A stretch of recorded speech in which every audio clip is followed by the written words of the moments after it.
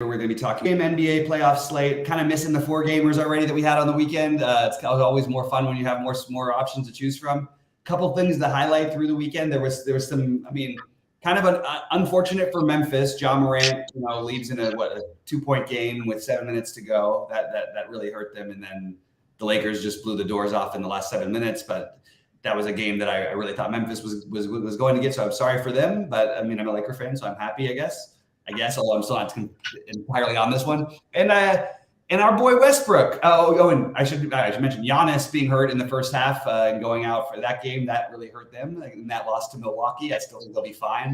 But I am concerned about that with Giannis. We haven't seen Giannis since that conference finals really be injured in a way a couple of years ago. So I was, that's something to keep an eye out for.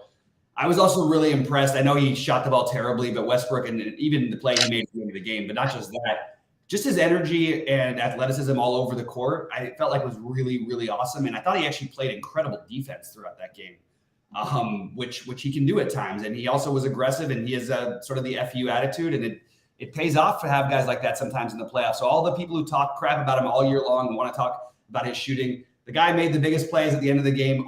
He made about 5 of them.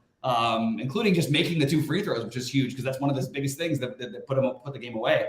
Anyway, so a lot of interesting stuff, and also I love that our Clippers got that win. I think everybody I looked at had Phoenix in 4. I literally don't remember seeing anybody have the Clippers even winning a game in that series. I think the Clippers are really, really live in that series, and and we move on. With that said, we move on to tonight. None of that affects these games tonight. We had a great game between Sacramento and Golden State the other day.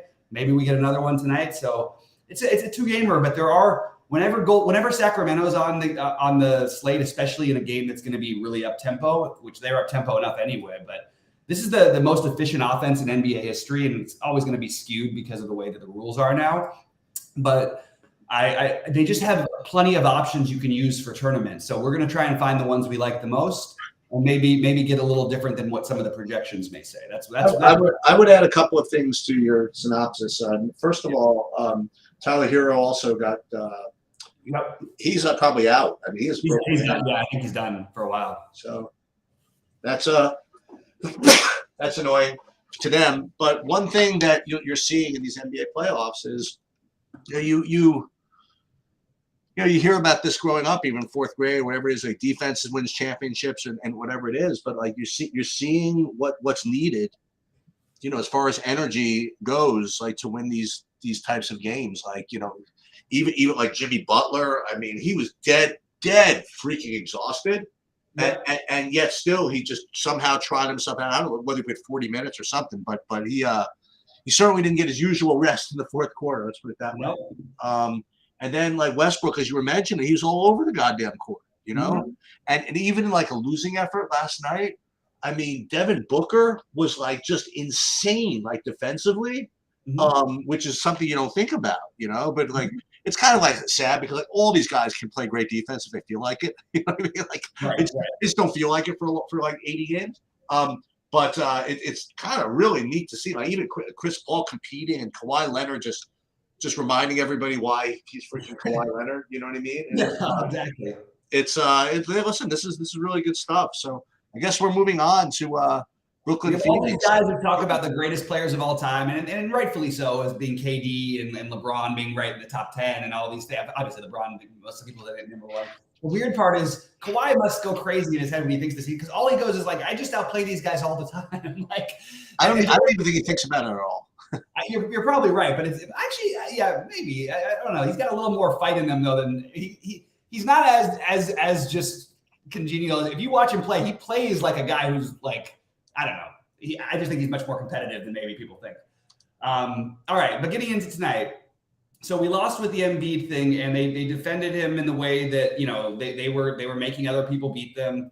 It was sort of the opposite of what I thought they would do in game 1. And I think that's a really big piece of how you start with this, because you're probably playing on these 2 gamers. I think you probably are playing one of Harden or Embiid at like most of the time here. And I think Harden is going to be the more popular one tonight. I'm okay with going back to Embiid and Brooklyn maybe trying to do something different. I also worry that this is the blowout, like a little bit of a blowout risk game. And I liked what I did the other day, and I'm going to go right back to it. Day'Ron Sharp was, with no value on the slate, was like, I think he was like 3% owned, and he put up 20 fantasy points because between Claxton getting into potential foul trouble and potential blowouts and needing to have a big on the court at all times, you're going to get some minutes out of Day'Ron Sharp. So these are just sort of the things that I was thinking about going through the game. To list the laundry list of players that I like in this game is there's a lot. But my priorities are going to be Embiid or Harden. You're picking one of those, in my opinion. Although you don't have to, because there's some great spend ups in the next game. But I like that way of going about it. And Day'Ron Sharp, I have as being the cheap guy we can use from this game. And I think that we should take some shots on. Dinwiddie won't be shots. Dinwiddie will be the chalk. But I'm interested in maybe Mikal Bridges with a bounce back game. All these guys, Maxey, Melton, they're all in play. Those are just the ones who stand out to me as being the guys I want to use the most because I want to prioritize stacking the later game if I can. Yeah, so the Bridges was, he had 30 fantasy points in the first half. Yeah. And he ended up at 39. He's going to play. I'm probably going to play more than 34 minutes. If you want to know the truth, but listen, they're down 1-0. And they're going to play their guys. But like you said, if this game does blow out, which it certainly could. I was looking for that other play to make and you thought maybe Day'Ron Sharp is the play because one thing that we've noticed with these playoffs is that the pricing's pretty tight, and pricing's not necessarily tight. It's just just no value opens up. You know what I mean? Right. And so you get guys like Kevin Huerter at 70% ownership. You get guys like what's his name, Torrey Craig last night at 4K. He when he was starting. People had to play him. And you're seeing that. I'm seeing even like Kevon Looney at 50% ownership. You know what I mean? At 5,200. So to find like another value piece that has a chance to get there, is pretty big. And I don't know if anybody's gonna.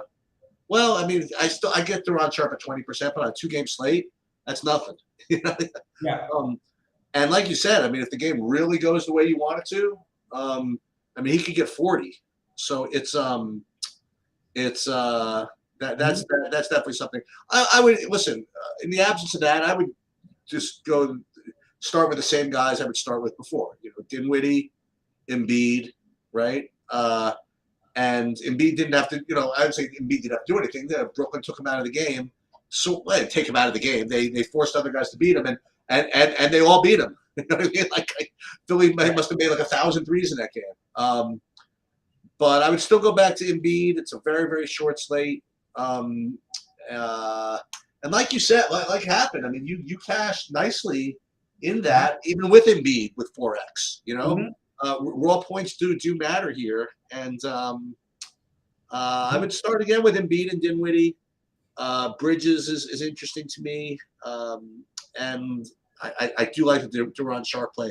Is there anybody from Philly that's outside of the who in Philly could get blowout run? Well, even the blowout run is a two-way thing. You know what I mean? Because it's always in the playoffs, unless it's like 35, it's going to be semi-blowout run. You're going to have the bench unit that's playing well is going to stay on the court. Embiid tends to play the full quarter and then come out. So it would be I don't know, DeAnthony Melton is a guy who you could see out there for a while. Tobias Harris will often play with that second unit because he'll come out earlier in the third, come back early in the fourth. And that would be the unit that sort of pulls the game away. That's sort of the way that I'm looking at it. But I don't think it's a glaring, I don't want to play Paul Reed, although I actually if you really want to convince yourself of a blowout, Paul Reed sort of has the same argument that Day'Ron Sharp has, except for, man, Paul Reed, when I watch him play, I feel like this guy's really good. I don't know why he's sort of lost the no man's land. But I guess Jalen McDaniels and Paul Reed would be my answers to the super thin ones. The way I'm treating it though is one of Embiid, Harden. I'm totally good with Maxey and Harris, and Melton. I just don't know how much of them I'm realistically going to get to, just to be honest, because I like the later game a little bit better. I do think Melton is I like the price on Melton at 4,500, and he's going to play both significant and potentially blowout minutes. And then on the Brooklyn side, we mentioned the Sharp play, but not the Day'Ron Sharp play. But the other one I wanted to talk about was Royce O'Neal. He played 28 minutes in the last game. He can get minutes in every. It's kind of weird because they have so many wings, so it's hard to figure out.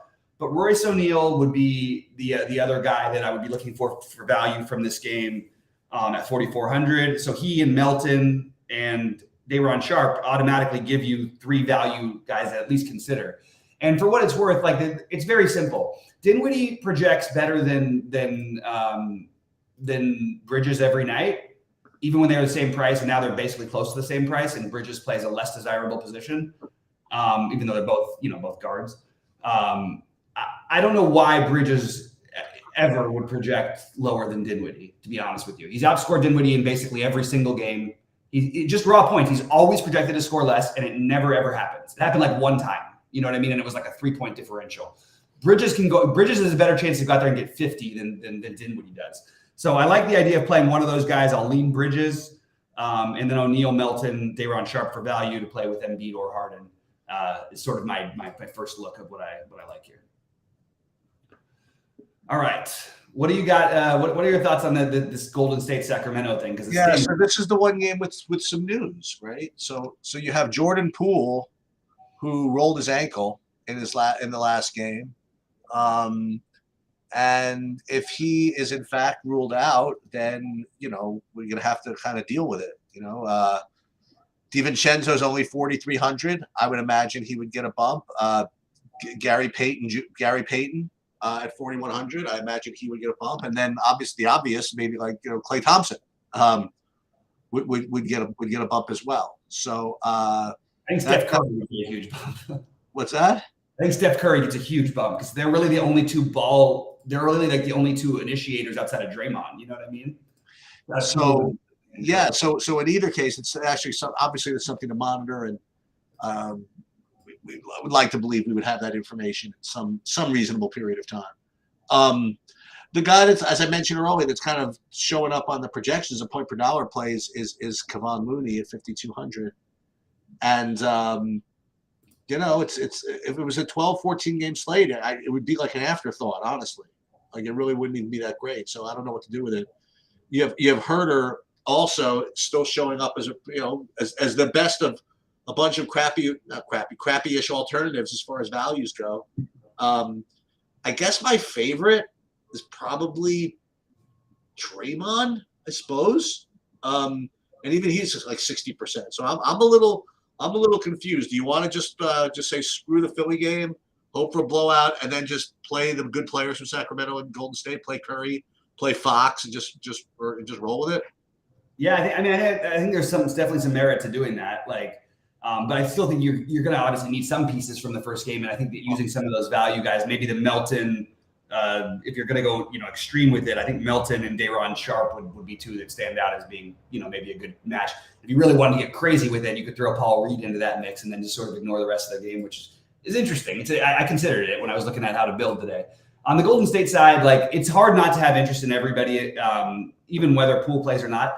For what it's worth, I don't think Poole's gonna sit tonight. He's never missed a game. He hasn't missed a game all season long. One of the few guys in the NBA.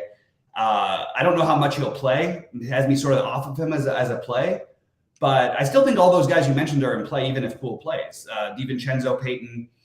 I think Wiggins is. I mean, he played enough minutes the other night. He played 30. You know what I mean? And he put up 30 fantasy points.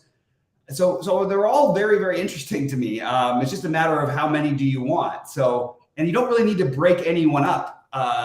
What I would say is that Looney gives trouble to Sabonis a little bit. And I think that Looney is going to be really popular, so I'm not going to get off of it. So I'm just trying to figure out a mix that makes sense. I think that the mix that I like the best would be either Klay, Draymond, or Curry, Wiggins as being my priorities, and then mixing in some DiVincenzo and Payton. That's the way that I would look at the Golden State side. And on the Sacramento side, the way we're going to have to do it for the playoffs, because you're going to have such high ownership. And Monk went nuts the other night. Herter is just going to project really, really well, but they eat into each other a little bit. Harrison Barnes is going to play minutes. The one who's kind of interesting to me is maybe they go back to Keegan Murray, and Trey Lyles played really well. I played him the other night at no ownership also. I think he's another one you could consider. I also think Davion Mitchell is going to get some run because they're going to want somebody who can at least try to attempt to guard Curry because none of these other guys can. I have, and Sabonis and Fox, to be honest, for this matchup, both feel too cheap. So I do like the idea of making this more of the priority stack and maybe just using the value in the earlier game and stacking this. It also allows you to, if Poole is out, just stack up more of the Golden State side of things. But and also this game should be competitive. I like the Warriors tonight to bounce back. It was a really good game the other night. It could have gone either way, and I think tonight it goes the Warriors' way. It is hard to see Sabonis at 9,300 and not have a lot of interest in him, but he struggles with these guys. Like it's not totally coincidence. And you just like the matchup a little bit better for Fox, so it's kind of strange. But I am struggling with the Sabonis thing. Long story short, I think you're trying to get, most of your builds. Let's say you were playing multiple lineups. I think you'd want 5 at least from this game and maybe 3 from the other game.